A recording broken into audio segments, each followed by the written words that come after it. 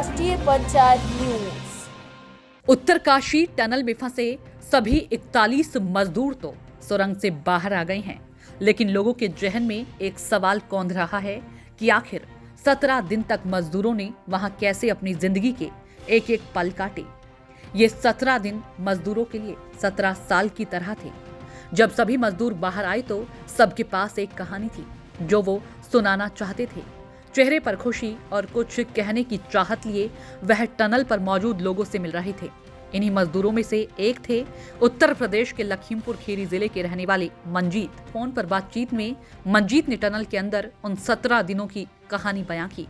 मंजीत ने बताया कि उनकी ड्यूटी शिफ्ट रात 8 बजे से सुबह 8 बजे तक होती थी।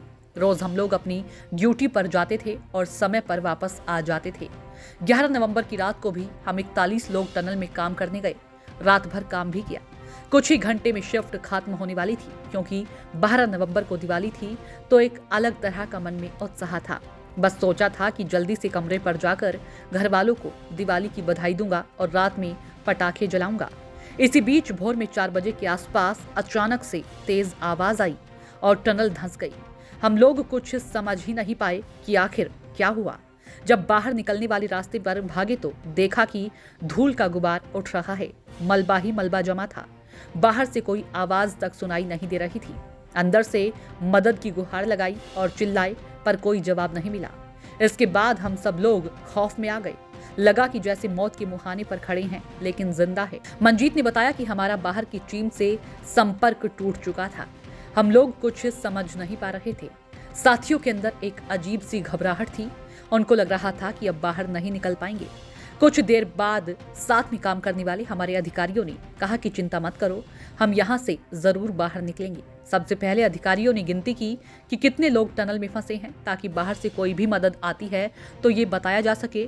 गिनती में टोटल 41 लोग निकले। धन्यवाद करेंगे अपने उत्तर प्रदेश पुलिस की, बहुत ही हमारा ध्यान रख के यहाँ लेके आए सर। हमारे SDM साहब, CO साहब हमारे साथ में आए सर। उनका बहुत तहे दिल से हम शुक्रिया अदा करते हैं, क्योंकि हमें बहुत सेफली घर पहुँचा दिया।